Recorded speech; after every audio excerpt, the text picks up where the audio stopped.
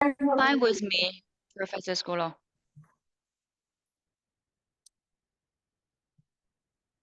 Okay. So, welcome everyone to this second Meet the Expert of the Asterousia Hybrid University. We're very happy to have you here. Last week we had a very rich conversation in this meeting, and this is also depicted in the evaluation of week one. And hopefully we will have an equally interesting discussion in this meeting.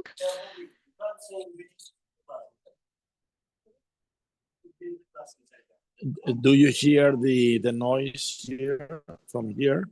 No. Let me try to mute you if I can. Okay.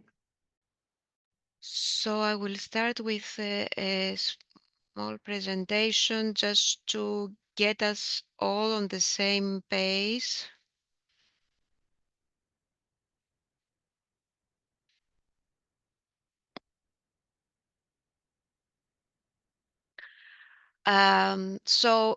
This week we delve deeper into water management topics.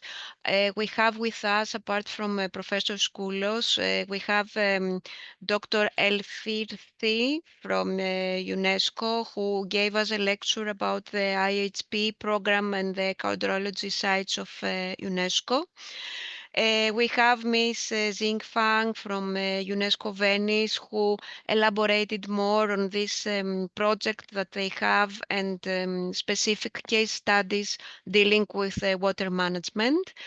And of course, Professor Skoulos, who had three presentations on the this WEFE, this holistic approach around water management that links water, energy, food, and ecosystems. So this is the structure of today's meeting. Again, we will delve we will start responding to your questions. In the meantime, you can write your spontaneous questions also in the chat. We invite you to have your cameras on and your microphone off, and also remove any distractions. So some progress regarding the numbers. I told you last week we had 152 applications. We are a bit higher up with those people that logged into the course.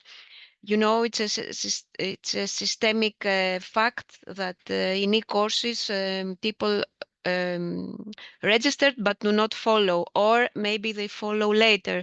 So we have this phenomenon. We have more people that logged in to follow the content, and we have some new people that followed questions, that posed the questions.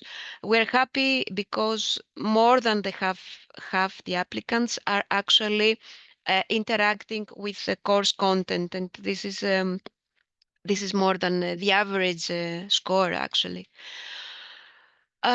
So this is the broad spectrum of the 3 weeks.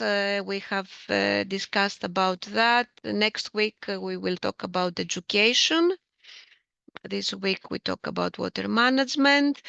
I was going through, just before our meeting started, I was going through your evaluations of week one, and the strong points of week one, according to your remarks, was the opportunity to meet the experts, particularly the Friday expert meeting, the examples from grassroots levels and the practitioners. The fact that you had a great overview of the MAB program and how PRs function. Also, the quality of the studying materials that were suggested. Again, the practical examples, and the relevancy of the videos. And the things that we can improve are other SDGs. Okay, we take it one by one. This year we focus on SDG 6 and also on SDG 14. The time to study the recommended readings. We know that it's not possible to study all these books and articles in just the 5 learning hours we have for this course, but this is a legacy for you. You can study on your own pace. and you hope that we keep on to be practical and concrete in the weeks to come. So here in week 2, as we said, we talk about the water, energy, food and ecosystems approach, the eco-hydrology sites by UNESCO, the sustainable development projects in the UNESCO sites. Zing will talk about that in a bit. Also, we followed an applied example from our colleagues from GWP that took place in Crete 2 years ago. And of course, there is this interactive part with the Padlets and the Slido, and the more active you are, the more rich the content is for everyone.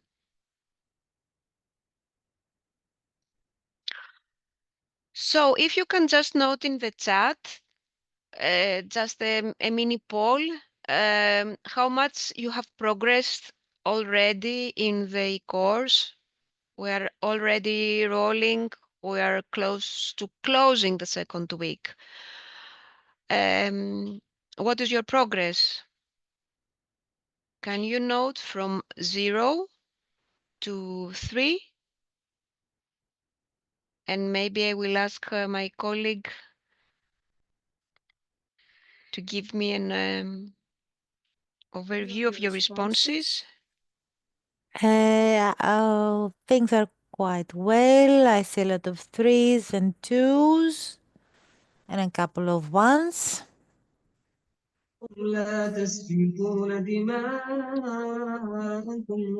And I can hear some music as well. Yes. Okay, some Arabic essence in this course. So as we open the new content every week, we keep the content of the previous week open. So you're advised also to go through the units of the previous weeks, because as you interact, more content appears. Remember to, when you address a questions, some are obvious to whom they are addressed, but some are too general, and it's hard for us to find who we should address the question to. So please remember to ask it to a specific expert. Okay, that's all from me. I will stop sharing.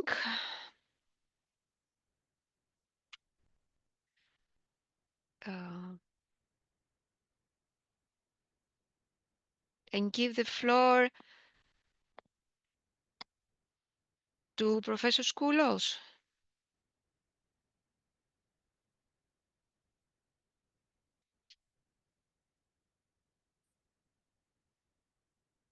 We still can't hear you. Maybe you can. Okay. Can you hear Yes. me now? Okay, fine. So welcome to everybody to this second meeting, the expert meeting. I'm not in my office. I'm in a hotel in Malta, attending the meeting for the preparation of the ministerial declaration of ministers of water to take place in the first part of 26, and also to a workshop which is about digitalization and the way in which this can help the water in general management, and WIFE in particular. There is also a question here. Allow me to start not in the order that you have asked the questions, but with the logic, because there are questions about does the approach, for example, on energy, on water, energy, food ecosystem nexus.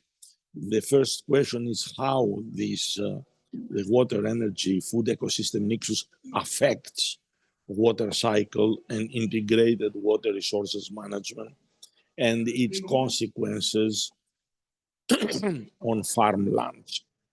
And there is a second question, which is on climate change affects water cycle in different ways between different climatic areas.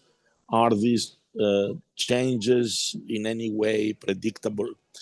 And also a third question related is changes in water cycle lead to different amounts of water in the area. And the question is if this has an influence on WIFE. Let me clarify. There is some intervention here. Please mute your micro. Let me help a little bit in understanding deeper the WIFE.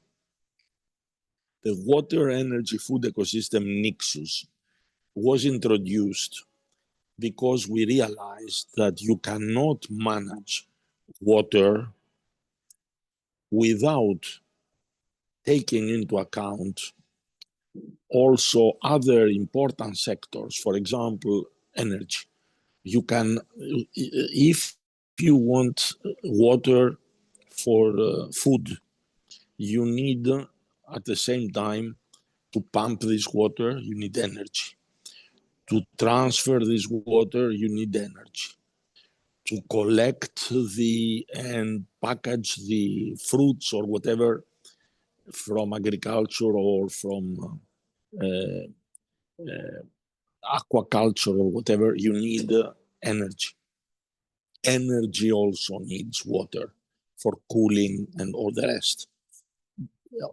Both of them are guided by policies and prices in the food sector. And all the three, energy, food, and water, use of water, actually affect the ecosystems because they take out water from the ecosystems, or they may economize water from the ecosystems, and so on and so forth. So WIFE is what we have today, the most advanced integrated approach, where integrated water resources management is an important component of that. It does not change the integrated water resources management, but it expands that. In the integrated water resources management, we started by trying to find just and reasonable allocations of water among the different users and upstream, downstream communities, and the different users include indirectly also the ecosystems. Here, what we want to do is to have strategies that are integrated from the beginning. So when they decide about food expansion of cultivations or kind of cultivations, they take into account the energy and the water demand, and select the appropriate quality, let's say, of water for if it is brackish or not so good. There are still cultivations that can actually use this kind of water instead of getting into desalination and use this water with extra energy. So to make clear, WIFE considers the water cycle and the available water and tries to promote the appropriate management of this water, in some cases improving also the quality of water or allowing more water to be available for the other uses including food and including ecosystems, because ecosystems need to be there to provide to us all the nature-based solutions, the ecosystem services. So the question if WIFE affects the water cycle, yes, it may affect it in a positive way, in allowing, let's say, more water there. But the idea is how to use the water cycle in a proper way for servicing the communities. At the end of the day, to provide food, to provide water for all our settlements, our needs, everyday needs, and also secure the so-called environmental flows, that enough water gets into the wetlands, into the rivers. So in this way, we take into account also the different climatic zones. The changes in the water cycle indeed are already, even without the climate change, we have arid areas, humid areas, and so on and so forth. With the climate change, these differences in some cases become greater. In other areas, the differences are less visible. So the climate change itself, I mean, how we try to address the climate change is with adaptation and mitigation measures. Mitigation means reducing the emissions from burning fossil fuel. And the adaptation is how we can actually manage the water systems in a wiser way, with less water, or use storm water and flood water to recharge the aquifers or to keep water for drier periods. So the WIFE, in a way, is a good tool also in addressing climate change.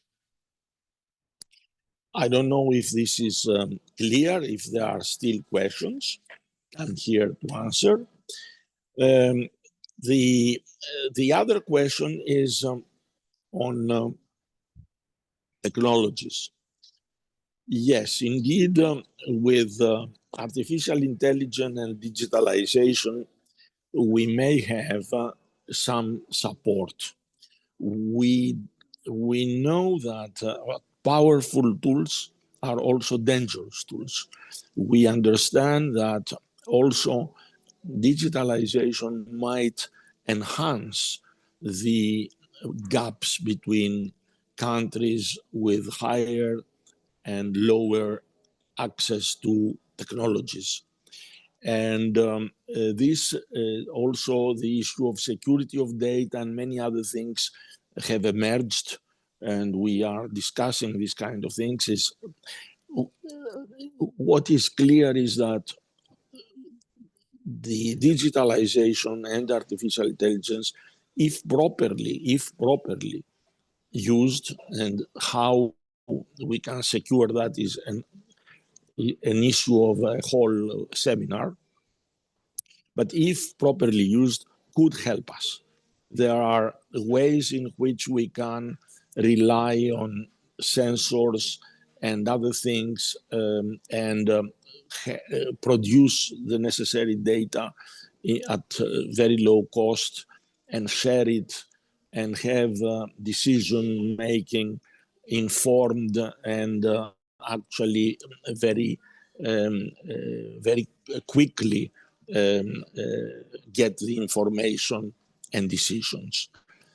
There are ways in which even with the existing data from the satellites without measuring at all in a particular site, we may have some help. For example, one of the examples discussed yesterday is that in one river in Africa, they never had any measurements for assessing the depth and the geomorphology of the river bed. And just with the pictures, the satellite pictures, and the images of geomorphology all around, comparing to similar systems, similar geomorphologies and similar systems, and the meander type from another part of the world where we had many measurements, within a very small, within an hour or so, they came with very useful results, very close to the reality.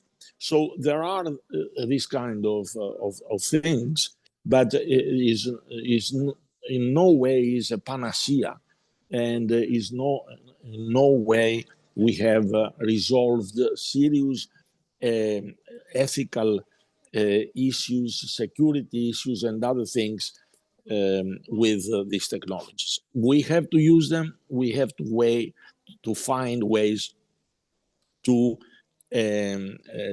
make them safer, particularly with Wi-Fi, where we need to systematize and see simultaneous optimization in 4 sectors than in one: water, energy, food, and ecosystem. The artificial intelligence could help us with the selection of the most appropriate solutions. This is the next, let's say, hope about how we can integrate more than 2 different sectors and approaches. This is also... Yes, not to interrupt you, just to, in case you haven't noticed, probably it's difficult in the phone, that Miss Elfirthi has also joined from UNESCO. Very nice. And I saw also Bernard at some point joining in, our expert for the next week. You're very welcome if you're here, Bernard. Just to say welcome, and to maybe to open to them also, because the AEE, artificial intelligence, it's a huge topic. And I may stop for a while if the other colleagues wish to take the floor at this point. I have to say a few more things before joining the other session, but with pleasure, I would like to welcome Bernard and Elfirthi, and please take the floor if you wish.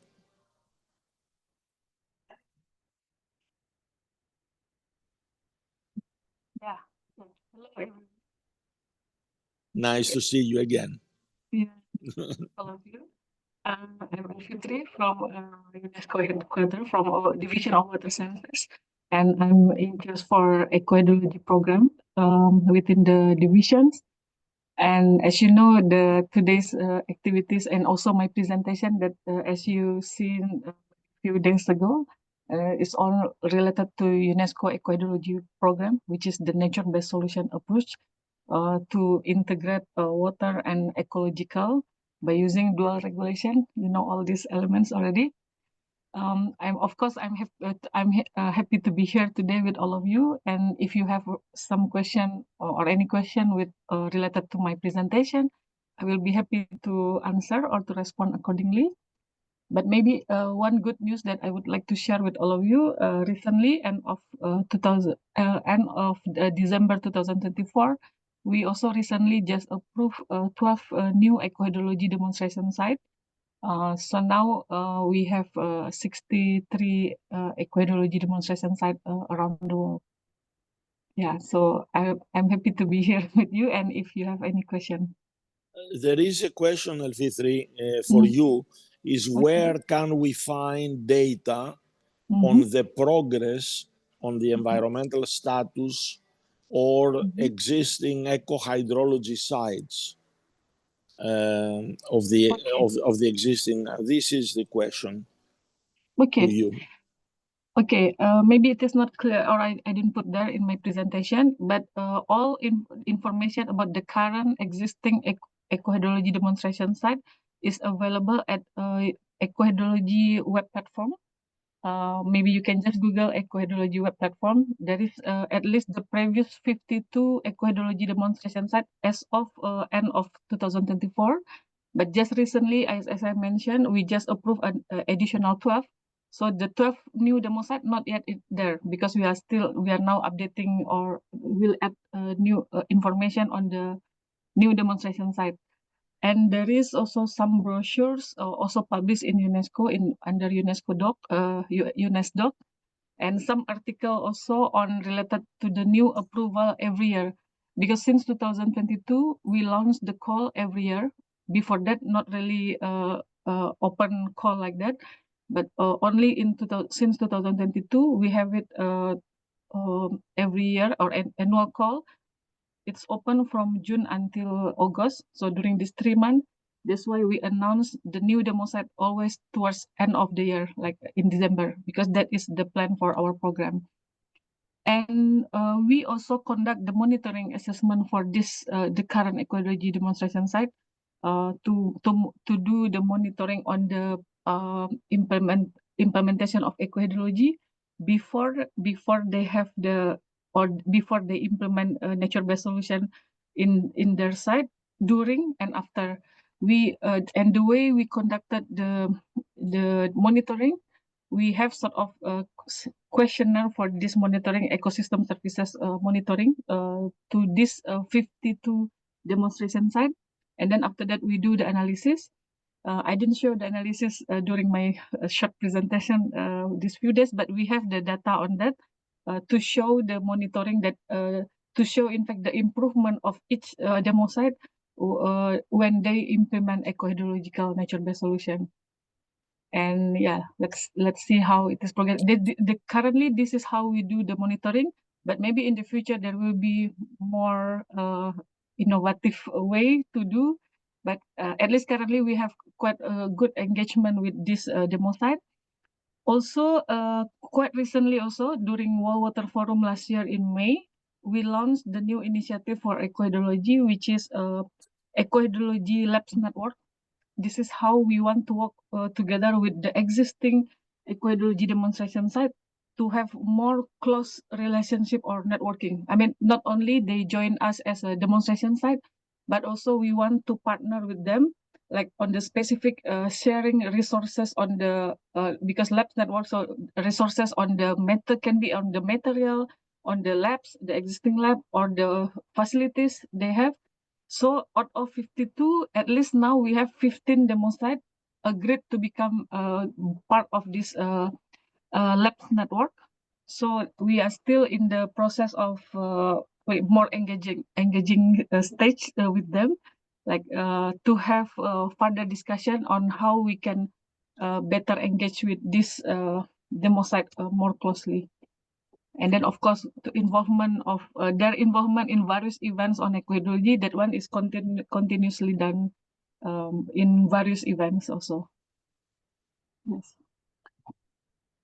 Well, thank you very much. You may join also for other questions to reply, because one of the questions here is about the data connected with the WIFE in general, the water, energy, food ecosystem, and how, let's say, this may affect management on the farmlands.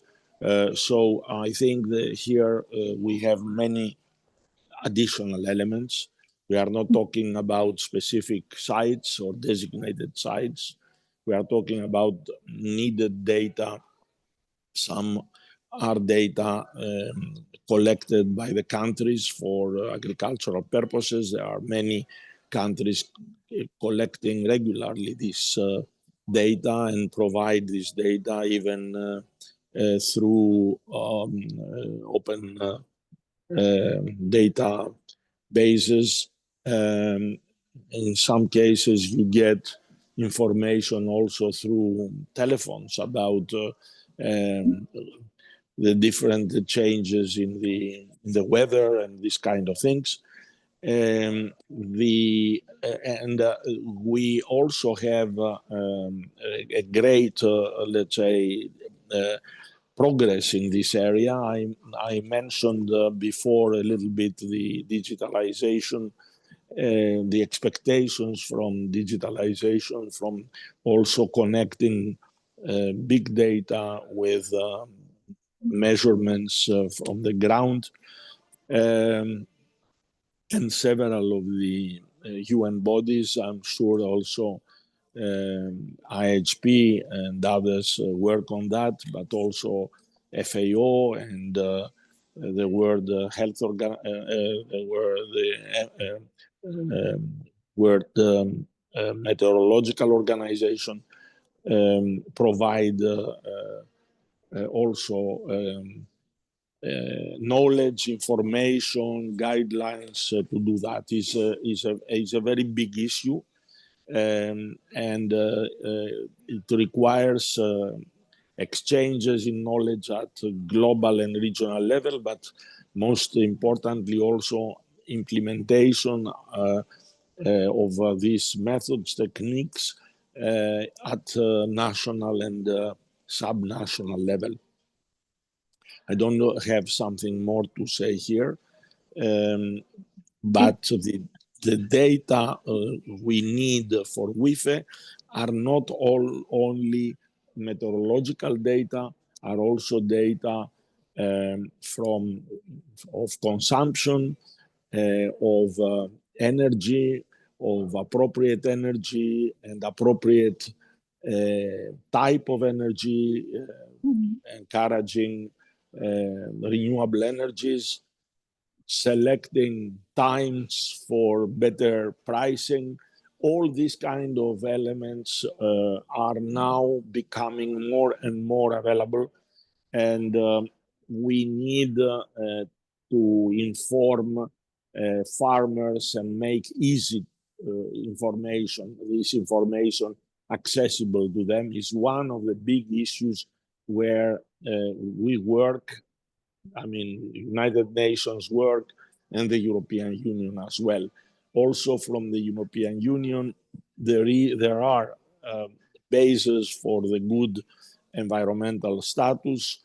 All countries through the Water Framework Directive have to report on the state of their waters. And a lot of this is collected by the European Environment Agency and other organizations and are available in various forms. I stop here. I don't know if you want to add something on that, LP3. Yeah, maybe I will just add shortly before I give the floor for my other colleague, UNESCO colleagues. I saw Bernard also online now. So as I just shared in the chat, some links there. So one is on the ecohydrology web platform, which you can find at least the existing ecohydrology demonstration site and the information there. And also additional information when you mentioned about data, and maybe I think maybe all colleagues here have different interests on the specific topics. So UNESCO ISP, we have also a WINS platform. We call it WINS platform. WIN is Water Information Network, that system that we have for UNESCO ISP. So under this WIN platform, it is actually like a UNESCO open learning platform, but this one is related to water. So under this platform, actually we put all or many I can say like many our existing research and some data also on related to flood and drought, on the ecohydrology also, on water quality monitoring platform, urban water, Internet of Things, citizen science. So I think you can have a look to this platform. And of course, we are also still working on this. And then maybe from time to time, we will have more updates on this information. But at least we are also moving towards online or open access data also to ensure all of our partner, our member state or water family will have access to data. And of course, for more questions, you can also always contact us at the ISP Secretariat. Thank you very much. I don't know if Bernard wants to get in now or later. I just want to make a quick comment on the question you had about AI and new technology, and that those require energy, and does that interfere with, in particular, this water, energy, food systems, nexus? But I would say, yes, they require energy. What we have to find is the balance between how much energy we kind of use on them to benefit what we're trying to do, versus just saying they take up too much energy, so we have to be very, very careful. And the second thing is that lately, basically, we hear about AI all the time, including in the evening news, on the radio. I think the thing we do have to remember, AI is just a tool. So if it's a tool, it really depends on what we want to use it for, how we want to use it, and what we're trying to get out of it.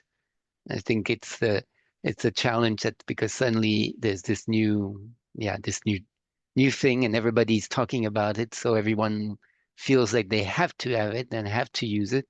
But there again, it's just a tool. You as a, let's say, a manager, a person involved in a project, you have to decide whether it's the tool you really want to use.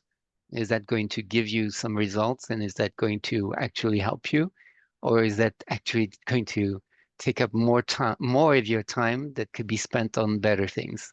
So just some, let's say, words of cautions. Thank you very much, Bernard. I fully share Bernard's view. And we have to remember that the sharper the knife is, also the more dangerous it becomes. And we need a lot of education, actually, to understand what and how we use the different tools, because it's important that the human controls the tools and not reach the point where the tools control humans. And this is, I think, a very important component in all what we are doing on education. Allow me to continue a little bit on some of the questions. There is one question about the predictability of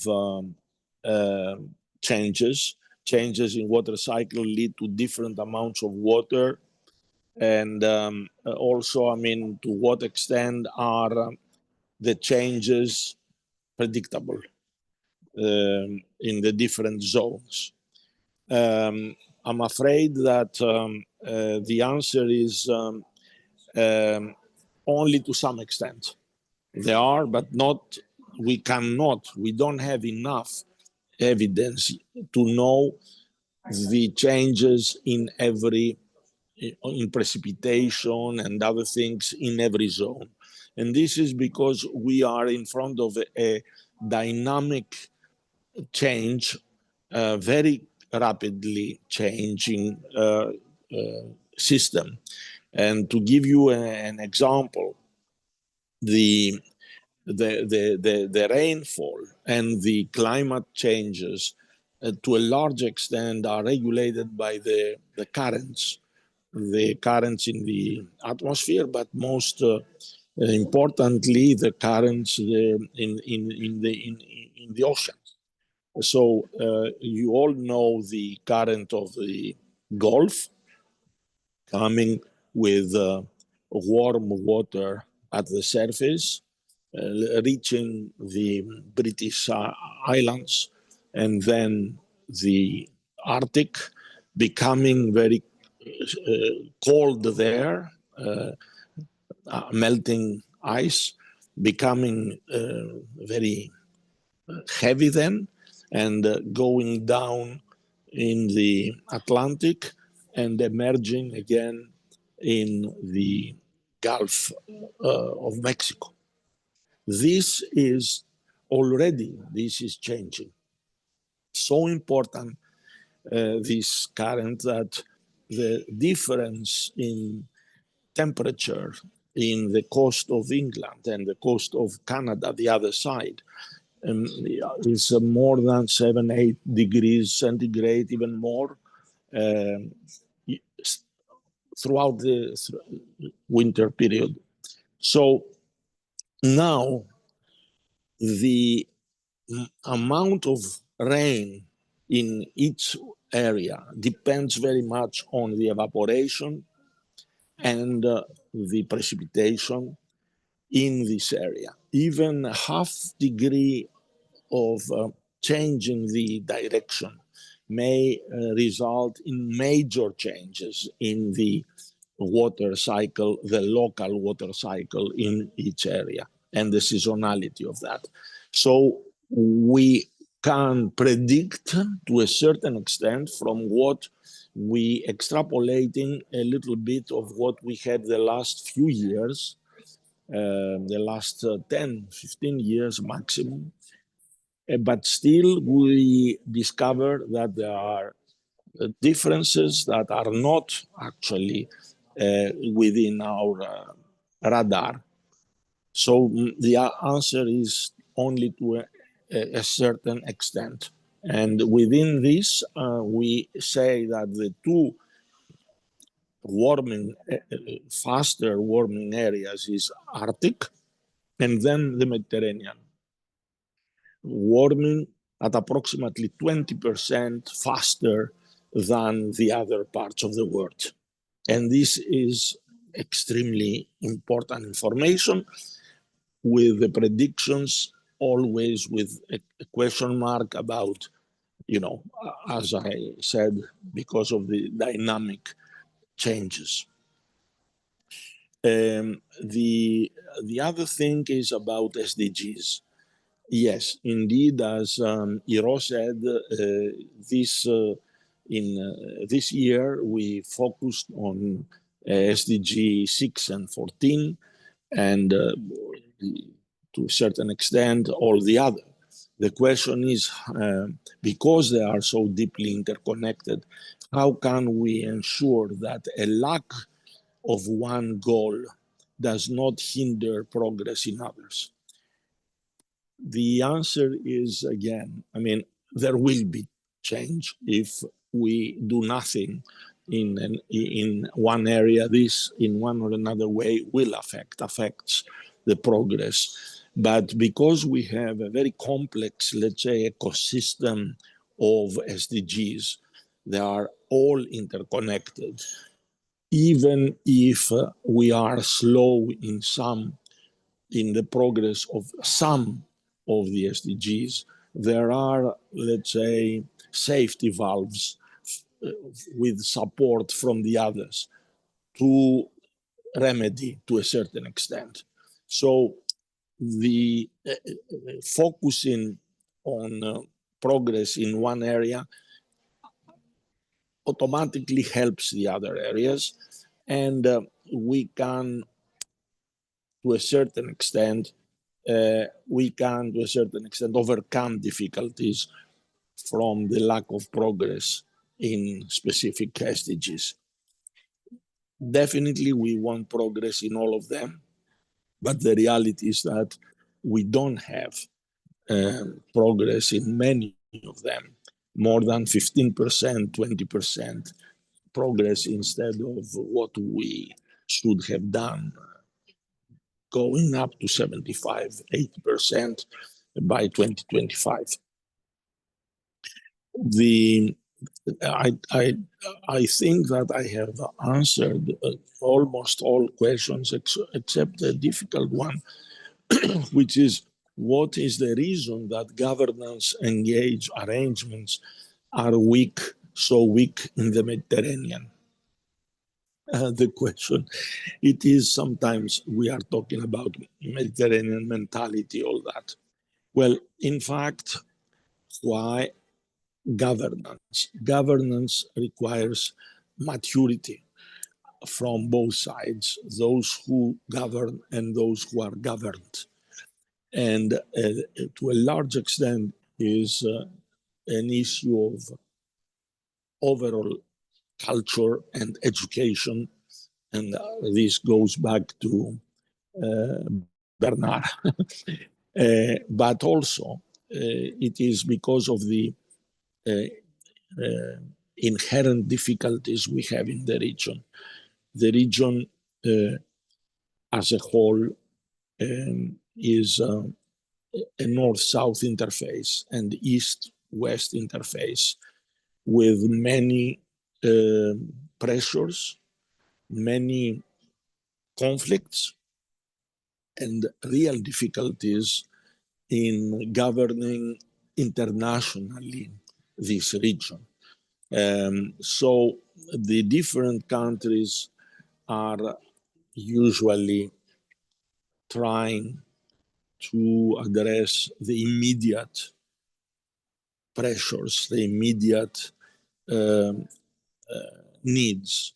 And there is no culture of long-term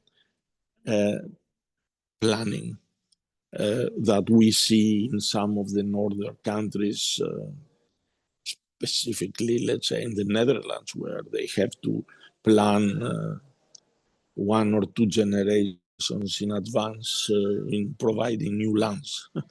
Anyhow, this is one answer, an attempt to answer. And the other is also sometimes I hear that the nice weather we have and the real love of life, of what is with us today, makes us not to think too much for the future. This is a psychological explanation by some people. At the end of the day, we try to overcome these weaknesses through education, awareness, and supporting the individual and common responsibility for the next generation, the next generations. And this is very, very basic in all what we try with sustainable development. The intergenerational equity is going to help the respect for the future requires a governance that goes beyond the issues of today. I think that I have covered all the questions for me. There is also a note about the UNESCO colleague from water management and culture. Definitely culture goes back and helps for the future. Going back also is not a nostalgia, is an act to gain some inspiration and also understand how difficulties have been addressed in the past. And I would like to greet the colleague and say that we would we are very open for further collaboration.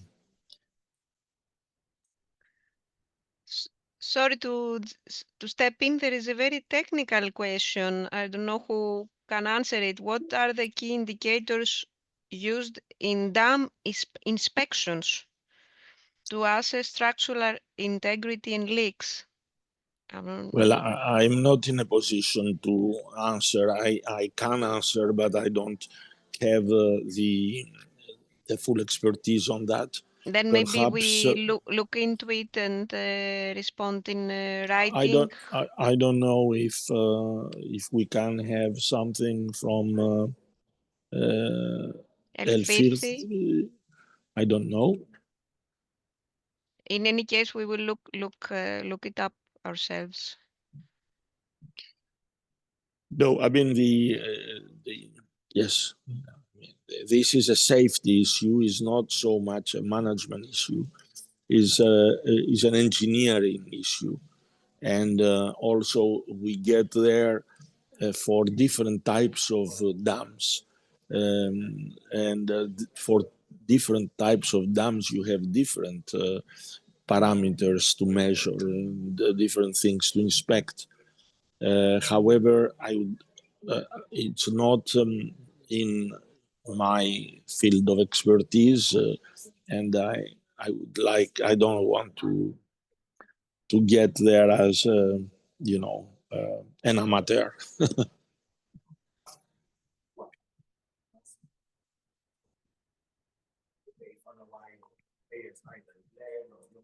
So I think now the questions are to Zinc and Francesca.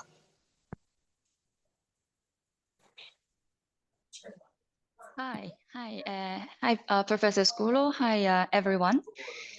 Great to be here. So I'm Jing Fang. I'm from UNESCO Venice office. Because my presentation updated in the uploaded in the system is about the case studies for water management using the examples through the project, a 3-year project promoting sustainable development through UNESCO's programs and sites managed by our office. I'm the project coordinator for this project. So I've seen in the Slido, there are 3 questions specifically to me. So I will just answer directly. So the first question I see, it's about during the 3-year cycle and whether we faced with some difficulties in the organizations, authorities, or schools during our project. So since 2022, the project has been experiencing so far 3-year cycles. Yes, we worked with many, let's say, local partners, stakeholders, also authorities, schools, organizations. So we are talking about 15 countries. Luckily, we do not really experience difficult situations so far. My impression is that it's more about difference. So different projects, different sites, it's really, it depends on the nature of different projects and the research type. It determines what kind of stakeholders will be engaged, involved, and also it determines their roles and responsibilities. So in the case, for example, in the case of citizen science projects, all key local actors need to be fully mobilized. So just like the case in the Asterusia Biosphere Reserve project, which is in our first cycle of this project. Moreover, I would like to also to mention about the different models of local governance in the site. So this local governance always linked with or composed of different stakeholders, or authorities, or communal organizations. So we have an observation. For example, the more well-coordinated mechanism from the local level, the better we can see, or the easier or the more smooth for the project implementation. I would call it as an asset for the success of the project. For example, the local communities and stakeholders, if they are fully involved since the conception phase for the project, no matter through large-scale consultation or participatory approach, the more involved they are, the less difficult the coordination with different stakeholders is at later stage. So this is a case for many of our projects in many sites. And as I introduced before, our project has 3 components. So apart from research component, we also have education component. We work with schools. And the example is that for multiple sites, when they have very close existing cooperation experience with local schools within the sites, especially we have some UNESCO ASP.NET schools within the sites, it's easier to always to transform research results or to include those results into courses or to engage students in the research activities.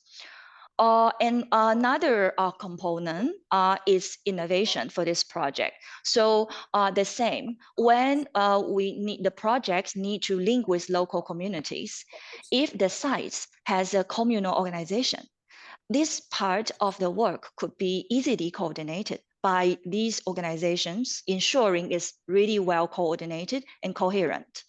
And last but not least, I would like to also to mention the importance of UNESCO networks. So this project is really building on the extensive UNESCO networks, including, of course, UNESCO sites, UNESCO chairs, Category 2 centers, also as mentioned, UNESCO associated school networks. So again, with the very strong support also from UNESCO national commissions, and not to mention all this MAP National Committee, IHP National Committee of UNESCO. So I would stop here for this first question. The second question is about, can you tell us more about the case of the French geopark? Which technologies do they use to manage cost? Zinc. Sure. I just have to say bye at the moment, and we'll meet next Friday again. Sorry, I have to join another meeting. Thanks a lot. Sorry. Thank Sorry you for joining from over there. Bye-bye. Bye. And this project, it's led by the Galaxy UNESCO Geopark. And this is about the study of exchanges between karst and rivers in Sele Valley. So this is the project is within our second year cycle of this UNESCO Aberdeen project. This geoparks team aim to investigate characteristic of the Sele River, its karstic supply, and the exchanges between the two.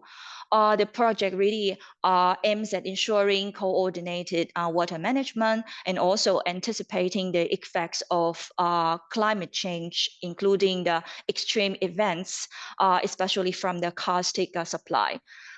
So the team applied a multidisciplinary approach. They combine different technologies and approach. So for example, they use aerial remote sensing technologies. So it includes thermographic drone surveys, which is very important to help identify water sources and also the underground flows. Especially its quantity of the flows, whether it's influenced by the also by the weather. Also, it refers to water conductivity measurements along the river, the Sele River, showing how karst springs contribute to river mineralization or flow dynamics. And also, it refers to flow measurements using the ADCP, which is acoustic Doppler current profiler, which is very useful in confirming the groundwater inputs from the karst are not consistent, really. It will vary greatly depending on weather conditions. So as key project outcomes, the Sete River Basin has been redefined through this project led by this geopark. The team has discovered an unknown spring and were able to quantify the global water flow rate coming from the karst underground network to the river. So in general, it built a very good understanding of the karst water supply and also its impacts with extreme weathers, and particularly in how it can moderate, let's say, influence river flow during droughts and floods. So yeah, so this is the technologies is used and also the results are coming out from this project. And I can share a link in the chat afterwards so that you can find more information, because we publish each story for each project for all 15 projects. So you can have more information. And for the third question, it's is it possible to apply with a project territorial laboratories for Ori-Press Biosphere Reserve? Yeah, so Ori-Press Biosphere Reserve is part of our first cycle site, first cycle for the project. So far, we have selected all 15 pilot sites for this 3-year project. And sure, if we have further cooperation or further calls in the areas of territories or landscape, of course, all sites are welcome to apply, and we will keep everybody posted. And you can also pay attention to our website. And that's all from my side. Thank you.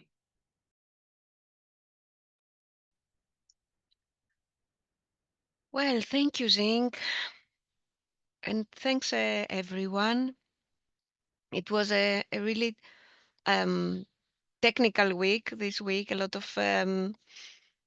things that me as an educator, I found them kind of complex. But I see from your questions that it is something that is very appealing to managers. So we're happy to serve this need. In case you have any other questions, you can, yes, keep posting. Some keywords I noted from the discussion: the importance of involving the stakeholders from the beginning in these processes is the management of whatever project in the future. And the involvement of schools in our research programs that can be our entry points, and can through schools we can overcome many difficulties. I think this also the use of a networking between UNESCO sites, whatever type they are, if they're heritage sites, they're water sites, they're biosphere reserves, and using this networking, I think these are dimensions that we will discuss also in the third week, where we discuss education for sustainable development and how it can be applied on the ground practically in UNESCO sites. But I see a hand. Lorenzo, please take the floor. Yes, thank you. I have a question for Jing that was talking about governance. And I was interested in how companies that are part of the stakeholders of the project are involved. So companies, I mean, like for-profit companies that are within one of the zone of the biosphere.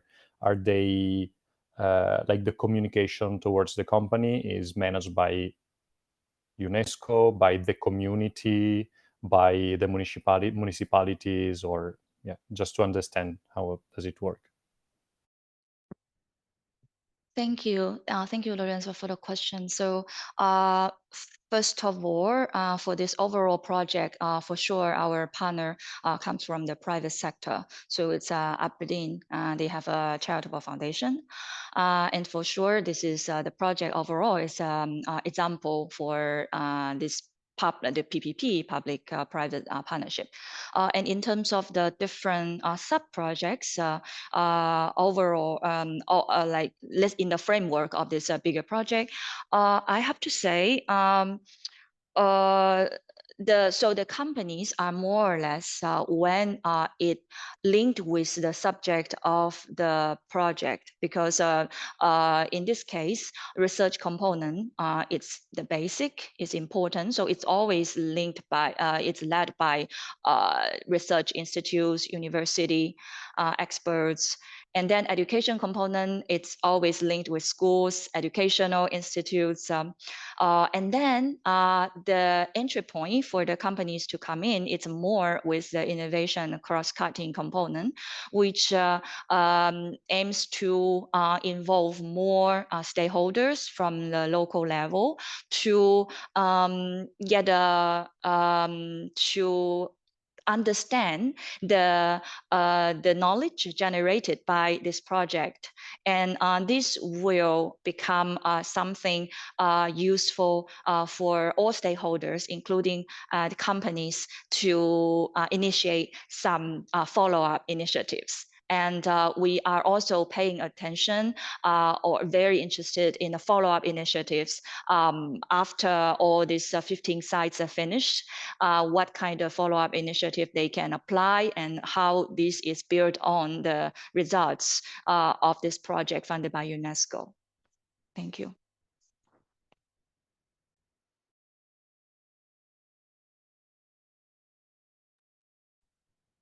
Continuity. It's a kind of a holy grail for the environmental projects, I feel. Does anyone else want to take the floor and ask something or exchange amongst you? We have a lot of people from Phase A.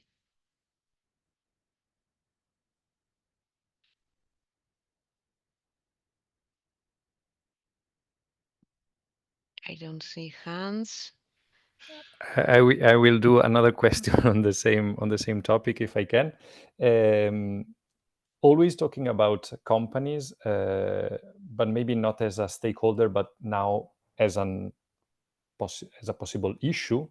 If we are talking not specifically in this project, but in general, if we are talking of water depletion, water using, etc., companies are those actors that use more than everybody else, probably. So my question is, do they have, or better, which are the limitations that companies have within a biosphere in this sense? So they must follow some rules, or they have just some guidelines without fines if they don't follow the guidelines.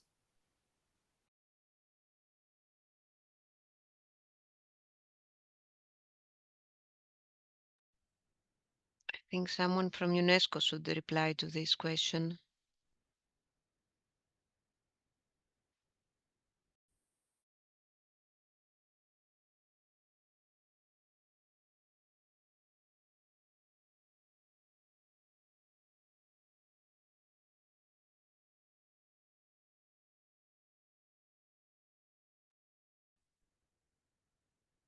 To my knowledge, the answer would be no.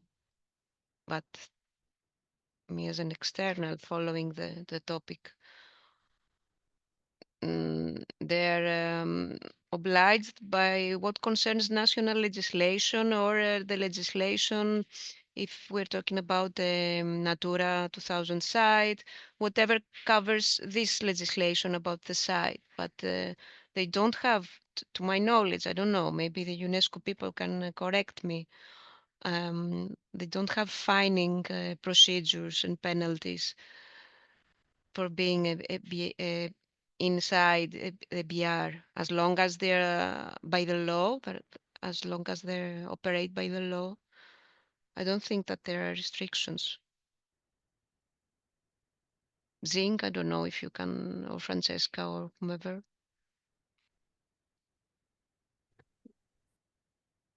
Hi everybody. I hear my name, so I feel obliged to show up. Hi everybody.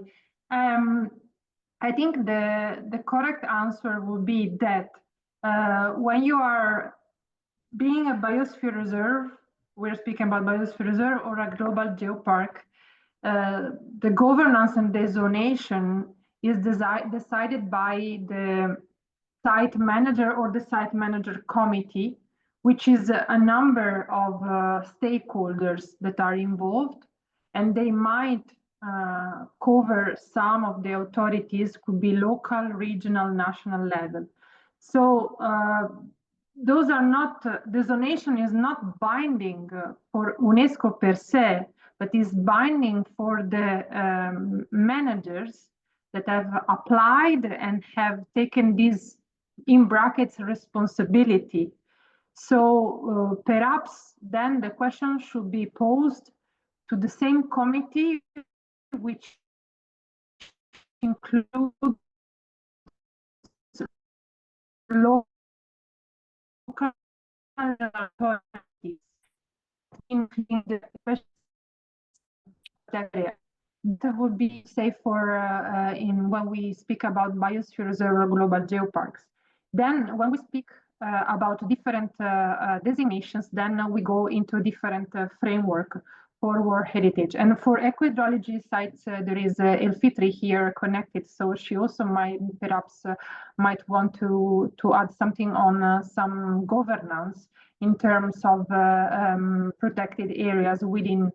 But I must say that always we do have to remember that this is something regulated by the, let's say, managers of the site. So it would have to involve all the relevant authorities. So if in the zonation you are including specific areas, such as, for example, IUCN, then you would have to interface with the relevant authorities that are following this framework. I hope it helped. Yes, so if I understood it well, what you can do as UNESCO is creating a narrative and communicate to the communities, and so also to companies if they are reached by this communication. But then the regulation is a matter of the nation or the region or whatever, an institutional. Yes, because okay. you as a member community of a designated sites, you took this responsibility. So you put further your proposal for a designation. UNESCO assessed through also independent reviewers the value of this designation. And then it's the community itself that is taking the responsibility of moving on and working on the let's say the objectives and the idea, because usually when you work on a package, on a proposal, you have a long-term vision. So then it's a community that needs to bring over this vision and make sure that in 10 years you will achieve that vision. UNESCO what does is that we will do periodic review to see if the task that or the promise that the committee, but also the national level, because all these proposals they go through the national commissions for UNESCO, so the relevant ministries. We just need to check if this promise has been maintained or not, and if independent reviewers see that this vision didn't happen and there were some challenges, then the government of that country, together with the committee of the managers, have to reflect on what needs to be done further.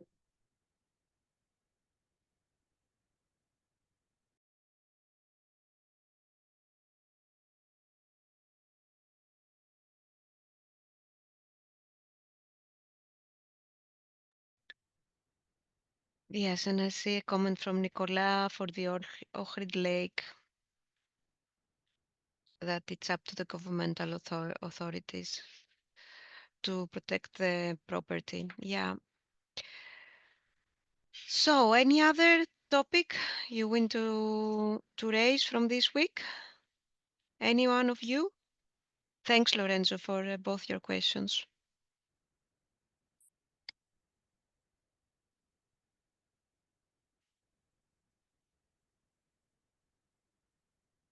Well, if we don't have any more questions, I propose for a change to close the meeting earlier than we usually are late in closing the meeting. Maybe this time we can close it a little bit earlier since Professor Skoulas is not there and we are done with our questions.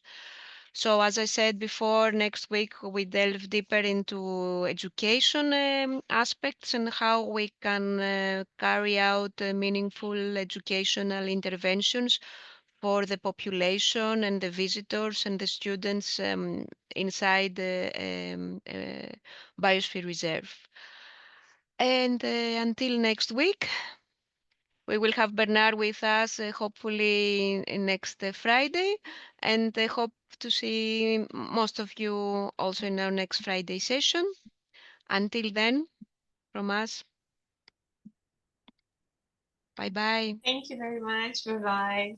Bye, everybody. Nice seeing you Bye. all. Nice to see you. Bye-bye, everyone. Everybody, have a good weekend.